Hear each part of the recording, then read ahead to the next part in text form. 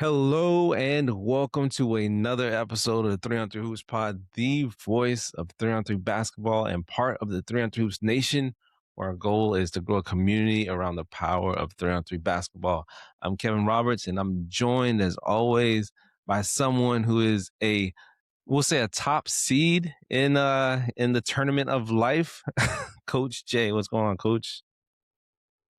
I'm here, man. Well, how do you feel? Like we're recording this at the my favorite time of year. This is March Madness. We're in it started today, so we're in round one games today. So, do you feel like a number one seed today? Do you feel like a playing game? Do you feel like Cinderella star? How would you describe your feeling for I'm today? definitely a top 4 seed in the region. This is what Top we're four gonna do. seed. I'm a top 4 seed in the region. I'll go there. They're getting upset today. I don't wanna be in that 5-12 match. All right. I don't wanna be in that 5-12 matchup. So I'll be a Oh, top 4 seed. so as you see, I'm in honor of March Madness. I'm wearing one of my favorite March Madness teams, Fab Five, The on Black my Sox shirt. crew. Yeah.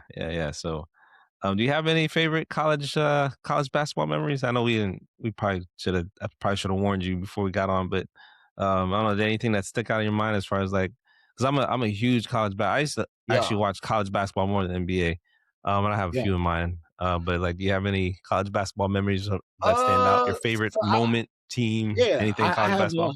I have a few moments. Let's take it all the way back to 1995. All right, kids, settle in. UCLA UCLA Bruins, the UCLA Bruins and Tyus Mm, Edney, that coast to yeah, coast. yeah. I remember That's a that one. memory.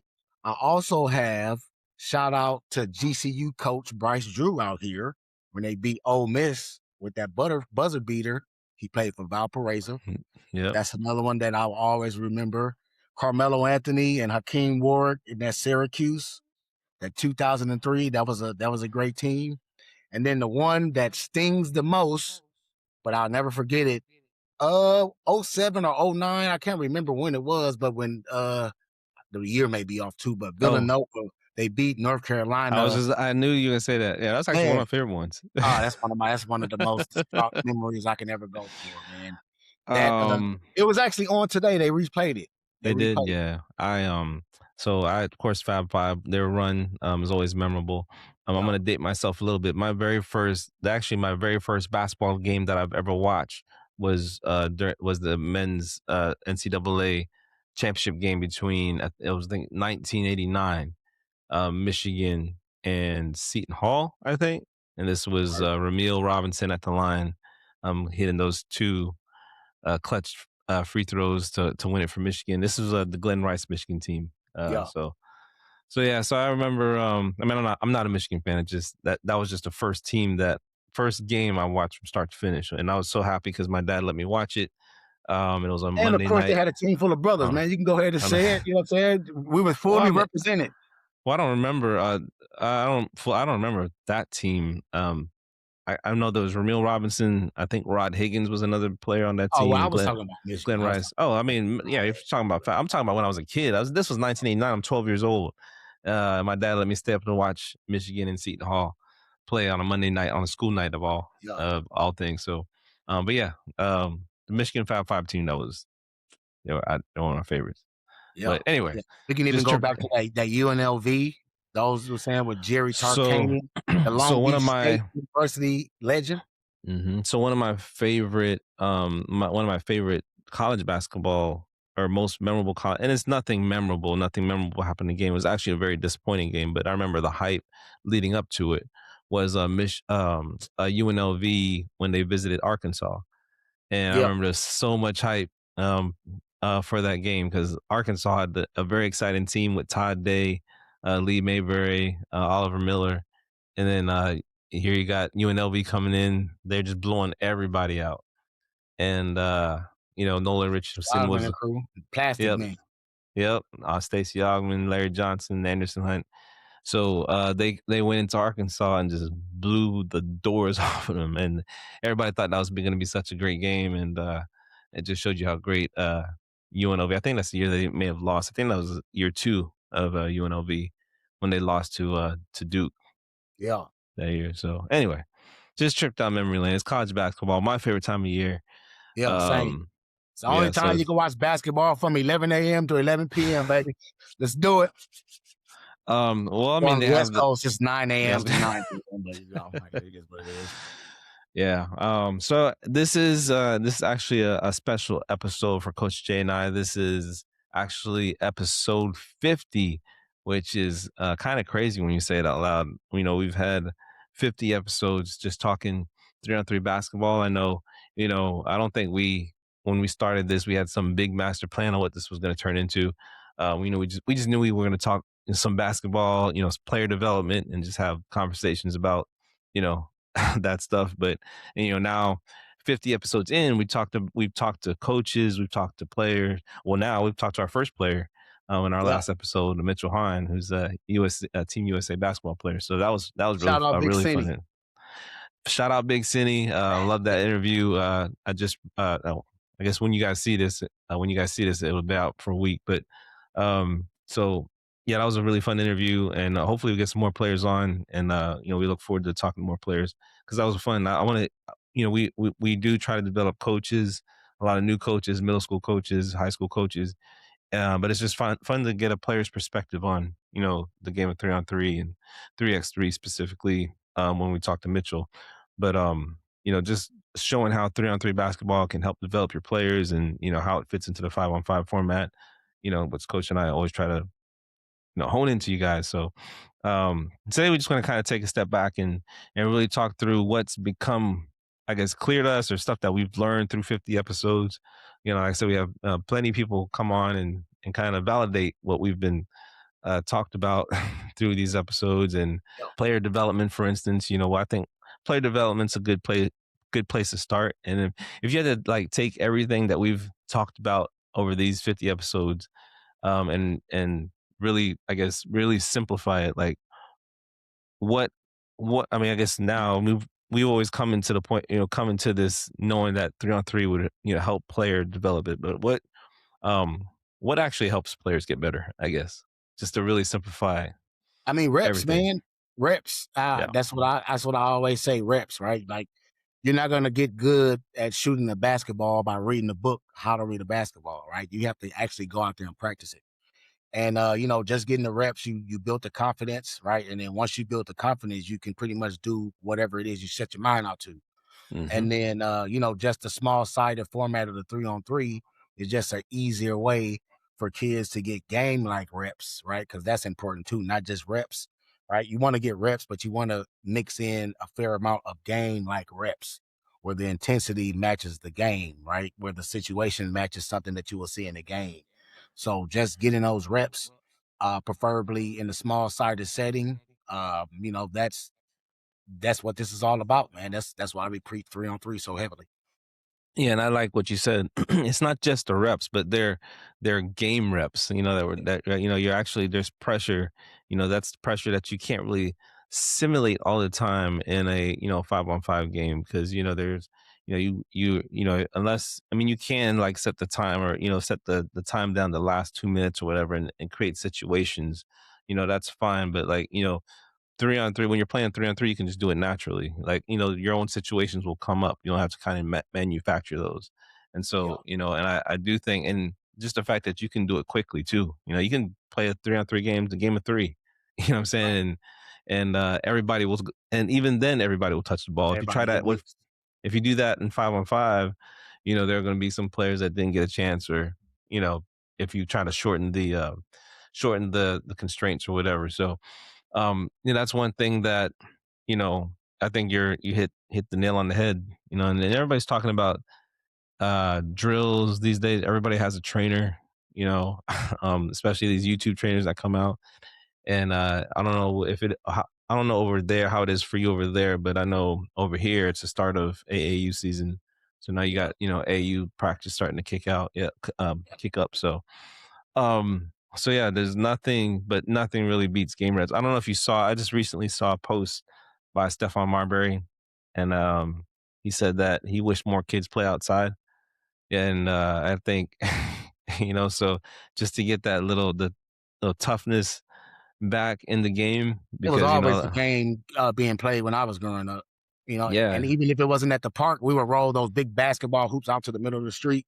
Mhm. Whenever cars Mhm. drove by, we move it over, let the car pass by, move the court right back, and then we just continued from where we was at. Yeah, it was a small sided game. You know what I'm saying? Like Yeah, you can't roll you can't play 5 on 5 on one basket. You know what I'm saying? So you always have, we had to roll out the basket, and just we could play 2 on 2, 3 on 3 or whatever. So it's just the flexibility of the game also is yeah. something that it's something Even just that, playing 21, man, something simple as 21, where's everybody for themselves, man, just working up yeah, that competitive spirit, just that play, man. competitive nature. I feel like kids need to do that more because a lot of times when they see, especially when it's like 11-year-old, 12-year-old, 13-year-olds, and then they see that one kid that walks in and he's 6'6", and Mhm. they're a little bit intimidated.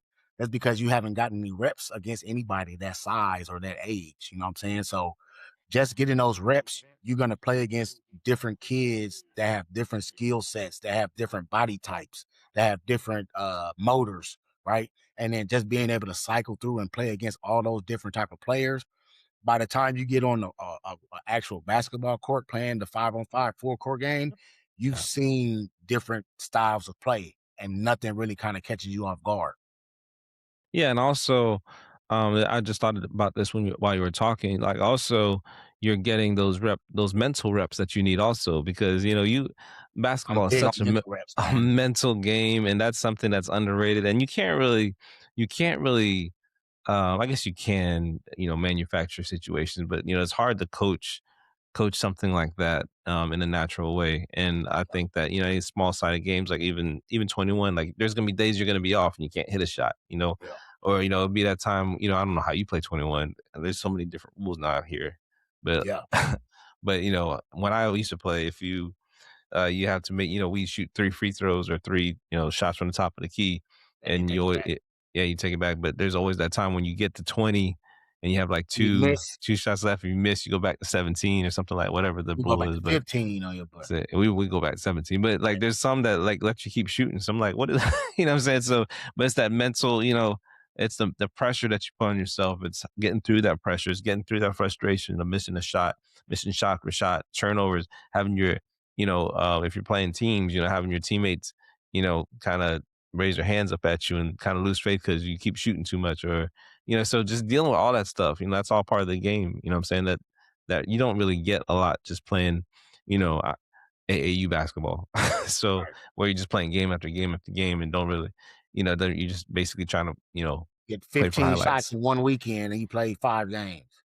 Yeah. So, but yeah, so, I guess while we're talking about that, I think that, this is where, uh, we can kind of bring in the 3 on 3 versus 5 on 5 conversation because, you and I talk about that a lot.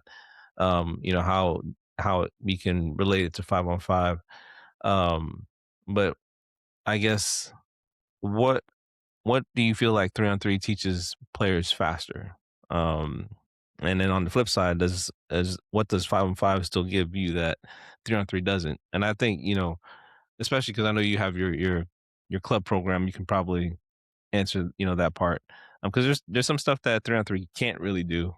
That that 5 on 5 you need to get those 5 on 5 reps in Yeah. as a team or whatever. So As far as I a guess. 3-on-3, the right away you notice that you gotta defend, right? So you gotta defend. That's what you notice quickly. You notice that kind of like right away. Hmm. That hey, I can't just watch the ball when it's on the opposite side of the floor because I might get back cut on, right? So you gotta your sense of awareness. Let's say that your sense of awareness, spatial awareness, just being your awareness, just being out on the floor, that picks up right away. And then as far as like 5-on-5, the difference there is sometimes the progressions or some of the actions kind of take place a little bit slower. Mm. So like pace, like the pacing of the game is a bit different in 5-on-5. Yeah. The point guard or whoever is the dominant ball handler, sometimes they walk it up, sometimes they run it down. Mm. When you're in a half court and you're walking the ball up, sometimes you got to wait a little bit to let the reads happen before you make your read. I mean before you do what you gotta do the action. So that's one difference in the 5-on-5 that you won't get in the 3-on-3 is you'll get a lot more slow paced Yeah. uh possessions versus Yeah. on with 3-on-3 they're fast It's paced, always fast. Yeah. especially when you're using the 12-second clock. Yeah. Yeah. Yeah. Yeah. Obviously there's the main thing that I can think of, that obviously three on three can't really teach you is how to break a press. And Yeah, that's, especially with the younger kids, that's all you see. That doesn't really fit in the 3-on-3 practice, but we have to yeah, show you're not them. gonna get Yeah. trapped in 3-on-3. Yeah, so dealing with traps, dealing with presses, you still need 5-on-5 to, as far as to be a complete basketball player. So I think the bottom line here is, you need both. Yeah, Like, but one doesn't replace the other. exactly, and that's what we've always been trying to say from the Yeah, start. yeah. You get benefits from one just like you do the other. So, um, and I guess I'm just trying to think of we had some really good guests on the show, and I do think at least as we continue, our interviews have gotten better, not necessarily because of the guests, but we're learning to ask better questions and get more out of the people that we interview. So, And Coach and I, we're getting better insight from people that are actually in the yeah, yeah. exactly. They're in it right now. Like, we've had USA men's basketball coaches on. We've had, we just recently had Mitchell Hahn on, who plays for Team USA on their 3x3 basketball team. So, players that are in it and, play for high stakes, with the payouts that are there for FIBA 3x3 that we just learned about. So, like, even making a living playing 3-on-3 basketball is something that kind of opened our eyes, and so it's a good pathway for kids. Yeah. Um, so I guess one thing that I've I guess noticed just from doing the show, that there's certain I guess patterns that keep coming up, like things that we talk about, and I'm pretty sure we did a show on some mistakes coaches make. Like, I remember we did a series on overcoaching that Yeah. got a lot of listens. But besides that, like, what are some mistakes you feel coaches or even parents are making mistakes with coaching their kids? When it comes to their development. Can you think of any off the top of your head I mean, just that, man. Just knowing when to step back. to lay Just off? Yeah. knowing when to be quiet. And like I said, I mean, a personal experience case. Last year on the club team, I kind of like figured through the middle of the season.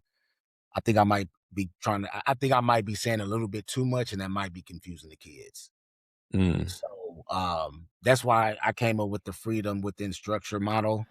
Just teach the structure of what we want things to look like, yeah. but you have options, right? So then that way I don't have to say, "Hey, back cut, back cut, back cut." Like you already know. All right. Whatever happens before the back cut, when you see that, when you read it, another thing I always tell kids is trust your eyes. Trust what it is that you're seeing. If it's a mistake, fine, make it 100 miles an hour, and then we'll come back and correct it after the fact.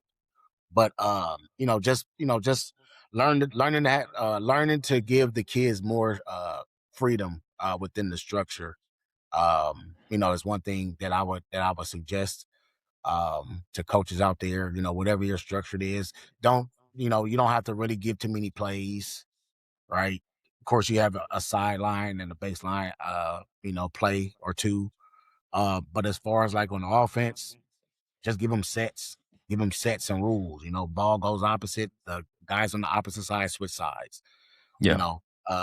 Swing the ball to the corner. Guy at the post comes set a down screen.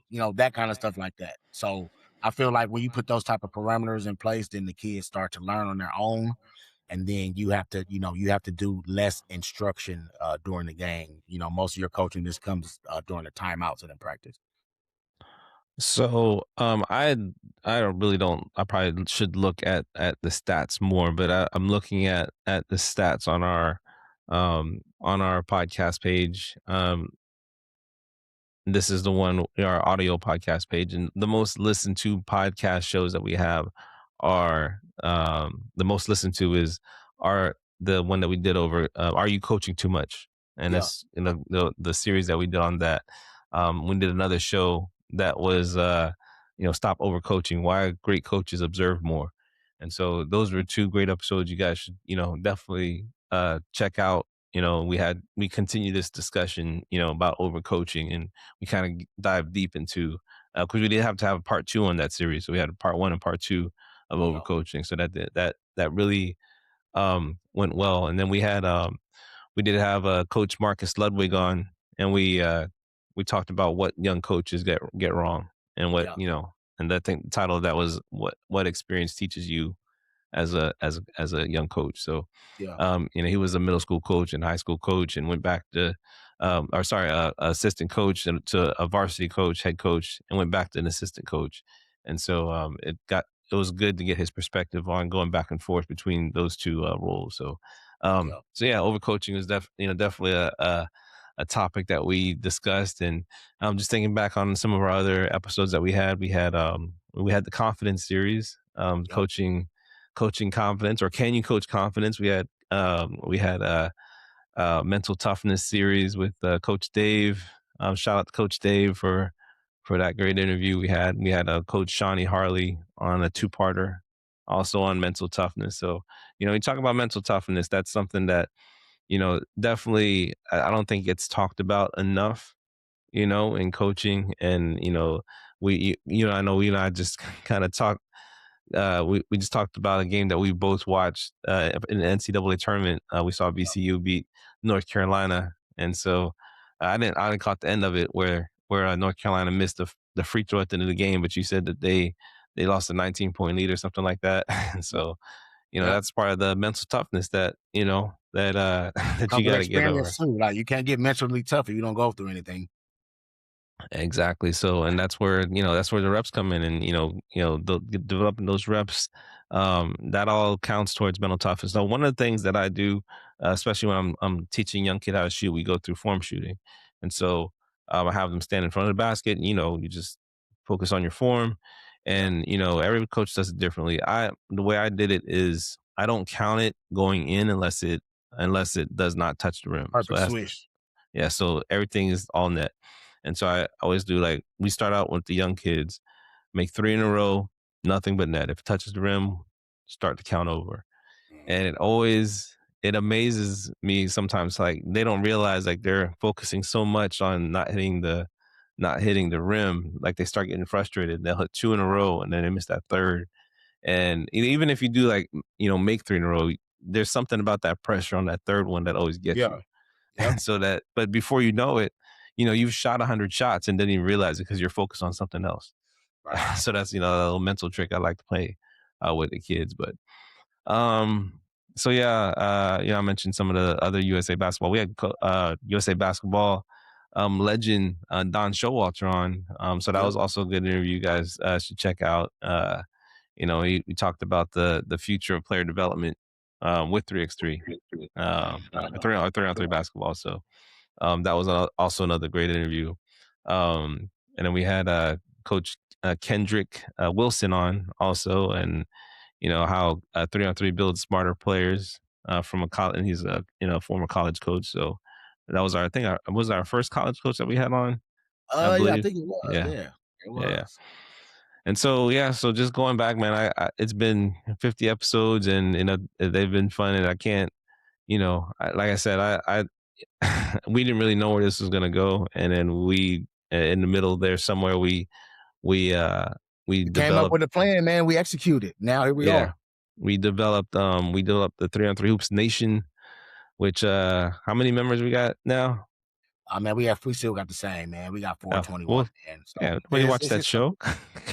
it's gonna be there. It's gonna get there. 421. We're on the road to 500.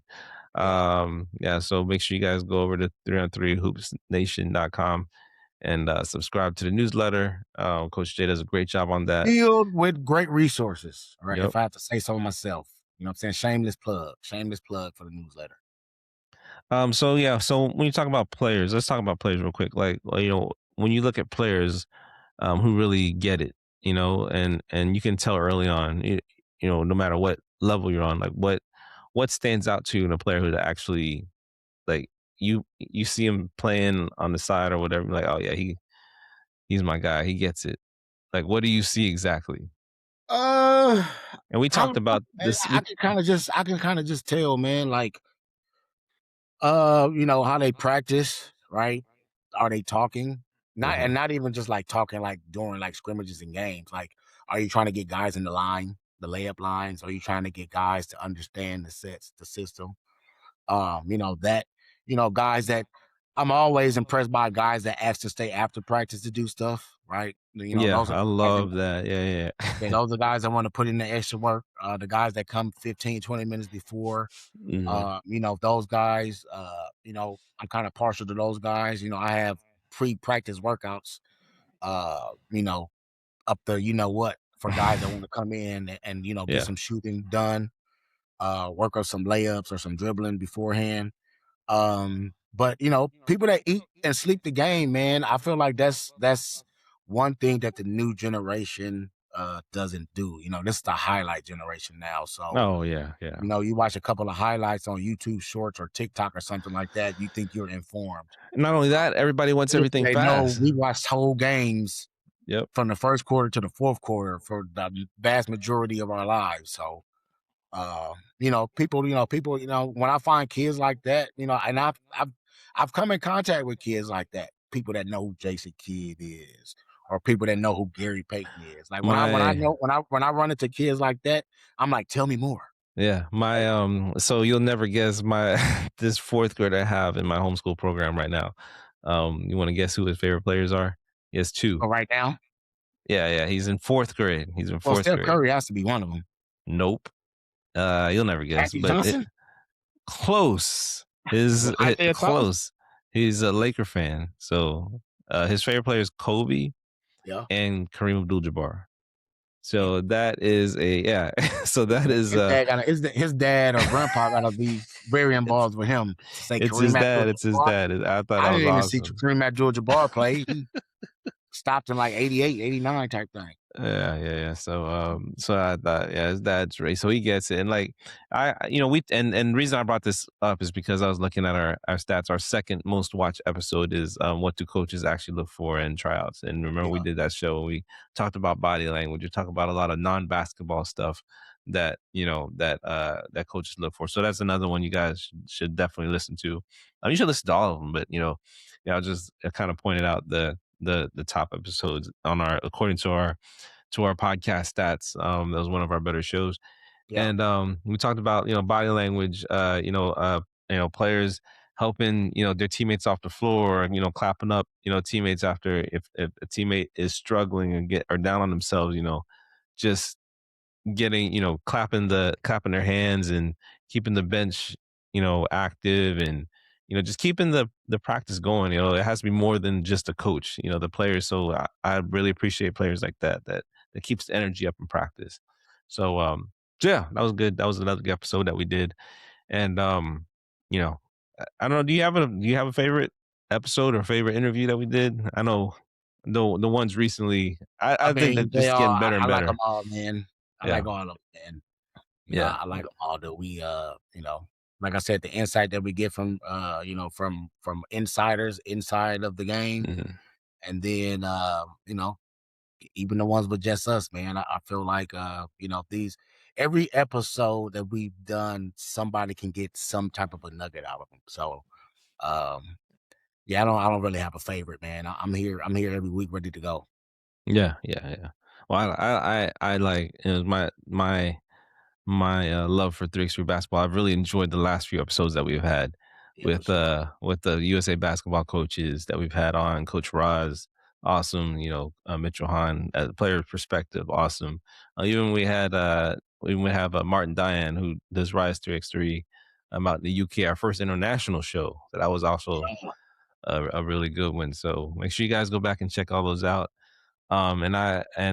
Just to kind of wrap things up, we've talked to people from different levels, different countries now, and if we fast forward 5 to 10 years, like, what do you think basketball is going to look like? What do you think? Especially at the youth level, we kind of specialize in the youth level. Oh, Like, where do you see basketball going? Are you man, worried? Are you? I'm not Are you? worried. Are I'm you not worried. I'm not worried. But I I'm a kind of little can't worried. tell, man. I know. While I am confident that Luca dropped 60 points tonight. What? What Yep. is that game still going on? Now it's over. It Okay, just came in on my thing. Bam scored a whopping 28. But yeah, I don't fraud, know, man. I'm not fraud. sure what it's gonna look like. I know for sure. I'm definitely confident that 3x3, 3 on 3 is gonna be more prevalent. Whether it's on the youth level, high school, amateur, whatever. I definitely believe we're gonna see a lot more of that. As far as like AAU, I'm not sure, man. I see a lot of bad things being said about it. Um, I don't know, man. It's just there's always been politics in sports, and there's always been politics in basketball. So I Yeah. don't know. I don't know. My crystal ball is kind of fuzzy on that.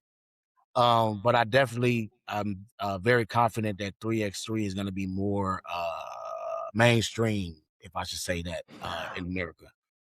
I wish it was, and I wish, and the reason why is because I just think it's a more pure form of basketball, and the reason why my love for 3-on-3 basketball has continued to rise is almost a direct result of how my I don't really like what I'm seeing in the NBA. I'm gonna be honest. I don't like how It's too everyone's. open. It's not that it's too open. It's just like everyone's playing the same. There's literally one style of basketball right now. Yeah, That or man. I maybe hate those 150 to 137. I'm like, oh my like, what god. are we doing? And even the way we want to talk about a little bit, I think, you and I talked about just a little bit before we got on about Bam Adebayo's 83 points. Like, even the way that was manufactured and, where he got that, was just It's kind of a almost like the testament other team to, was complicit with it. and that's the attitude of today's play. So I am a little worried about basketball, in that sense. But like you, I do see 3-on-3. I do think that it's going to continue to grow with the youth, especially if, man, I really hope the U.S. has a good showing in the Olympics because I want people to be interested in watching it. Yeah, And not just that, I hope that Ice Cube's Big Three continues to get eyes on that. I just want people watching 3-on-3 basketball more because I want their kids to participate in it more because I do yeah, think it's a more natural form of the game. yeah. So like it's just everything's not just shooting threes and breaking the press and complaining to the refs. Yeah, So you see a lot of drives to the basket in 3 on 3, man. Those lanes yeah, open up. You yeah. can get there if you got a quick first step. I mean, I know kids don't really watch basketball like we used to watch, but I want them to play more. When we want to play more outside, play more on their Yeah, own, and not just organized AAU basketball on the weekends. We want them to play, and just like I said at the beginning, we talked about that Marbury quote. We just want them to just get out there and play like we used to, yeah, outside, play yeah, outside, just roll the ball out there, get a basket, and just play some ball, man. So yeah. So anyway, I think that's good. Anything else that stood out to you doing 50 episodes? Any? I know I have my wishes for the future. I do like where we're going with the show. I do yeah, like. for sure. I think you and I have gotten a little groove that we're sticking with, and it's just cool to see the show grow. It's growing little by little.